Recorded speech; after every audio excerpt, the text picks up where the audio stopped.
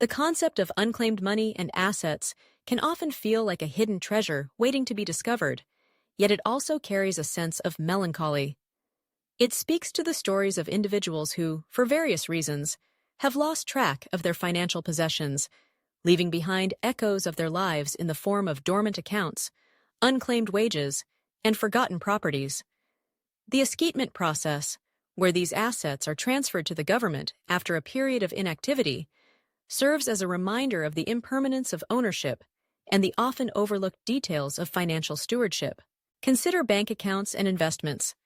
Picture a young adult, perhaps a college student, who opens a savings account to manage their finances.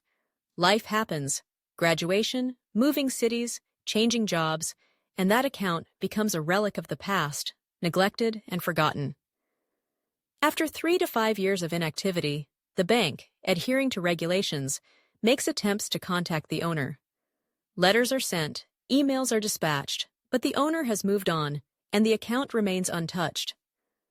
Eventually, the funds are transferred to the state's Unclaimed Property Division, a process that feels almost impersonal, yet it is a necessary step in the bureaucratic dance of financial management.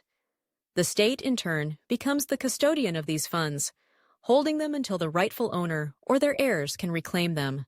Real estate tells a different story, one that often involves more tangible stakes. Imagine a once vibrant home, now silent and overgrown, where the owners have long since passed away or moved away, leaving behind unpaid property taxes.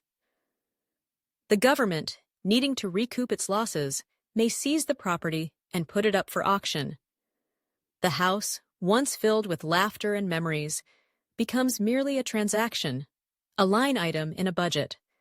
New owners may come along, breathing life into the structure, but the previous owner's legacy fades into the background, a forgotten chapter in the story of that home. Wills and estates present another layer of complexity. When someone dies without heirs or a will, their estate falls under escheat laws, transferring ownership to the state. This scenario often evokes a sense of tragedy, the life of an individual reduced to a collection of assets, with no one left to claim them. The government steps in, taking on the role of the last resort, managing the estate with the hope that someday someone will come forward to reclaim their heritage. It's a sobering thought that echoes the fragility of life and the importance of planning for the future. Unclaimed wages and tax refunds represent the everyday realities of financial oversight. Employers, bound by law, must turn over unclaimed paychecks to the state's Unclaimed Property Program.